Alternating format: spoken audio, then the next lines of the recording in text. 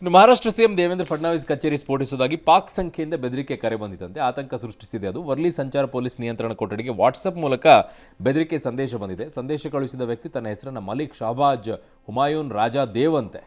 ಎಲ್ಲ ಮಿಕ್ಸೇ ಇದೆ ಅದರಲ್ಲಿ. ಕಳೆದ ವಾರ ಡಿಸಿಎಂ ಏಕನಾಥ್ ಶಿಂದೆಗೂ ಬೆದರಿಕೆ ಸಂದೇಶ ಬಂದಿತ್ತು. ಇನ್ನು ಪುಣೆಯಲ್ಲಿ ಸಾರಿಗೆ ಬಸ್ನಲ್ಲಿ 26 ವರ್ಷದ ಮಹಿಳೆ ಅತ್ಯಾಚಾರಗೆಸಗಿದ ಆರೋಪಿಯನ್ನು ಪೊಲೀಸರು ಬಂಧಿಸಿದ್ದಾರೆ.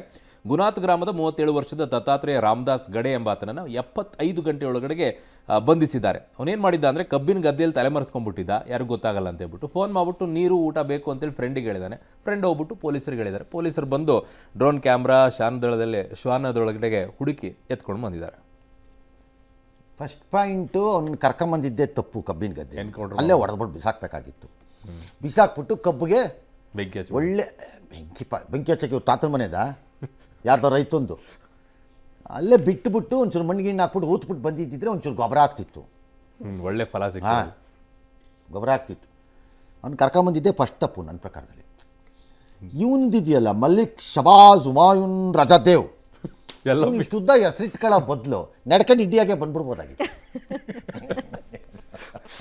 ಅವನು ಅಷ್ಟುದ್ದ ಇಟ್ಕೊಳ್ಳ, ಅವನ ಹೆಸರು ನೋಡಿದ್ರೆ ಸಾಕು, ಅಷ್ಟು ಉದ್ದ ಇದೆ. ಅದರ ಬಂದು ಸುಮ್ಮನೆ ಹಂಗೆ ನಡ್ಕೊಂಡು ಬಂದ್ಬಿಡ್ಬೇಕು. ಮುಸ್ಲಿಂ ಹೆಸರು ಇದೆ ಸರ್, ಹಿಂದೂ ಹೆಸರು ಯಾವುದೋ ಲೋಕಲ್ ಇದ್ದಂಗಿದೆ ರೀ. ತರಲೆ ಸುಮ್ಮನೆ ಯಾರೋ ಬೂರ್ಡಾಗಿ ಬಂದಿದೆ ಹೆಸರು ಹೇಳ್ದಂಗಿದೆ.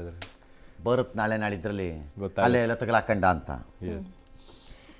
ಇನ್ನು ದೆಹಲಿಯಲ್ಲಿ ಬಿಜೆಪಿ ಸರ್ಕಾರ ಅಧಿಕಾರಕ್ಕೆ ಬಂದ ಮೇಲೆ ಇವತ್ತು ವಿಧಾನಸಭೆ ಅಧಿವೇಶನದಲ್ಲಿ ಸಿಎಂ ರೇಖಾ ಗುಪ್ತಾ ಅವರು ಸಾರ್ವಜನಿಕ ಆರೋಗ್ಯ ಸೇವೆಗಳ ಕುರಿತು ಸಿಎಜಿ ವರದಿಯನ್ನು ಮಂಡಿಸಿದರು. ಕೋವಿಡ್ ನಿರ್ವಹಣೆಯಲ್ಲಿ ಕಳಪೆ ನಿರ್ವಹಣೆ ಆಗಿದೆ, ಟೆಂಡರ್ಗಿಂತ ವೆಚ್ಚ ಹೆಚ್ಚಾಗಿದೆ, ಮೊಹಲ್ಲಾ ಚಿಕಿತ್ಸಾಲಯದಲ್ಲಿ ಶೌಚಾಲಯ ಇರಲಿಲ್ಲ ಅಂತೆಲ್ಲ ವರದಿಯನ್ನು ಕೊಟ್ಟಿದ್ದಾರೆ. ವರದಿ ಮೊದಲೇ ಸೋರಿಕೆಯಾಗಿತ್ತು ಅಂತ ವಿಪಕ್ಷ ನಾಯಕಿ ಅತಿಶಿ ಕಿಡಿಕಾರಿದ್ದಾರೆ. ಈ ಮಧ್ಯೆ ದೆಹಲಿಯ ಕೆಲ ಮುಸ್ಲಿಂ ಪ್ರದೇಶಗಳ ಹೆಸರನ್ನು ಬದಲಿಸೋಕೆ ಬಿಜೆಪಿ ಸರ್ಕಾರ ಪ್ರಸ್ತಾಪ ಇಟ್ಟಿದೆ. ಈಗ ಸೋರಿಕೆ ಆಗಿರ್ಬೋದು, ಆದ್ರೇನು ವರದಿಲಿರೋದು ಸರಿನಾ ತಪ್ಪ ಅಂತ ಹೇಳಿ ಅದನ್ನು ವಿರೋಧ ಮಾಡ್ತಿದ್ದಾರೆ. ಅದೇಳಿ ನೀವು ಟಿಪಿಕಲ್ ಕಂಟ್ರಿ ಪ್ರೊಫೆಷನಲ್ ಪಾಲಿಟಿಷಿಯನ್ಸ್ ಥರ ಆಡಿದ್ದಕ್ಕೆ ಈ ಪರಿಸ್ಥಿತಿ ಬಂದಿದ್ದು ನಿಮಗೆ. ಅವತ್ತಿಂದ ಹೇಳ್ತಿದ್ದೆ ನಾನು, ಆಪ್ ಅನ್ನೋ ಪಕ್ಷ ರಾಜಕೀಯ ಪಕ್ಷ ಅಲ್ಲ, ಅದೊಂದು ಮೂಮೆಂಟ್ ಆಗಿರಬೇಕಾಗಿದ್ದನ್ನು ಒಂದು ರಾಜಕೀಯ ಪಕ್ಷವಾಗಿ ಟರ್ನ್ ಮಾಡಿ ಭ್ರಷ್ಟತೆಯನ್ನು ಡಿಫೆಂಡ್ ಮಾಡ್ಕೊಳ್ಳೋಂತಹ ಅಯೋಗ್ಯ ಪರಿಸ್ಥಿತಿಗೆ ಬಂದಾಗ ನಿಮ್ಮನ್ನು ಜನ ಸೋಲಿಸ್ದೇನು ಹಾರಾಕ್ಬೇಕಾಗಿತ್ತ ನಿಮಗೆ? ಜನ ಆ್ಯಕ್ಚುಲಿ ತಲೆ ಮೇಲೆ ಇಟ್ಕೊಂಡು ಮೆರೆದ್ರು ಸರ್ ಇವರನ್ನು. ಹೆಂಗಿರಬೇಕಿತ್ತು ನೀವುಗಳು? ಒಂದು ಚಳುವಳಿಯನ್ನು ಒಬ್ಬರು ಹೊಳಿಲಿಲ್ಲ. ಇದು ನಮ್ಮ ಮೂಲ ಪ್ಲಾಟ್ಫಾರ್ಮೇ ನಾವು ಅಧಿಕಾರಕ್ಕೆ ಬಂದಿರೋದು ಭ್ರಷ್ಟತೆ ಮತ್ತು ಇದ್ರ ವಿಚಾರದಲ್ಲಿ. ಒಬ್ಬರು ಹೊಳಿಲಿಲ್ಲ, ಇನ್ಕ್ಲೂಡಿಂಗ್ ಅರವಿಂದ್ ಕೇಜ್ರಿವಾಲ್ಗೆ. ನಾನು ಅರವಿಂದ್ ಕೇಜ್ರಿವಾಲ್ ದುಡ್ಡು ಮಾಡಿದ್ದಾರೆ ಅಂತ ಹೇಳಿಲ್ಲ, ಆರೋಪ ಡಿಫೆಂಡ್ ಮಾಡ್ಕೊಳ್ಳೋ ಹಂತಕ್ಕೆ ಆ ಸರ್ಕಾರವನ್ನು ಆ ಸ್ಥಿತಿಗೆ ತಂದು ನಿಲ್ಲಿಸಿದ್ರಲ್ಲ, ಒಬ್ಬರು ಹೊಡಿಲಿಲ್ವಾ? ನಾವು ಬಂದಿರೋದೇ ಅದರ ಹೆಸರಿನಲ್ಲಿ ಅಂತ ಈಗ ಒಮ್ಮ ಮೇಡಮ್ಮು ಏನು ಒಬ್ಬೊಬ್ಬೊಬ್ಬೊಬ್ಬೊಬ್ಬ ಆಡೋದು ನೋಡಬೇಕು.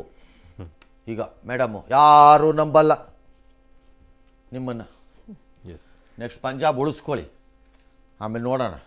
ಇಲ್ಲಿ ಡಿ ಕೆ ಬರ್ತಾರೆ ಅಂತವಲ್ಲ, ಇಲ್ಲಿ ನಮ್ಮ ಬಿ ಜೆ ಪಿ ನಾವು ಇಲ್ಲಿ ಕರ್ನಾಟಕದಲ್ಲಿ ಎಲ್ಲಿ ಬರ್ತವೆ? ಬಿ ಜೆ ಪಿನಲ್ಲಿರೋ ಹೋಗ್ತವೆ, ನೋಡ್ತಾ ಇರಿ. ಕಾಂಗ್ರೆಸ್ಸಿಗೆ ಬರೋದಿರಲಿ, ಹಿಡ್ಕೊಳ್ಳಿ ಫಸ್ಟ್ ಇರೋವನ್ನ ಭದ್ರವಾಗಿ, ಆಮೇಲೆ ನೋಡೋಣ. ಎಸ್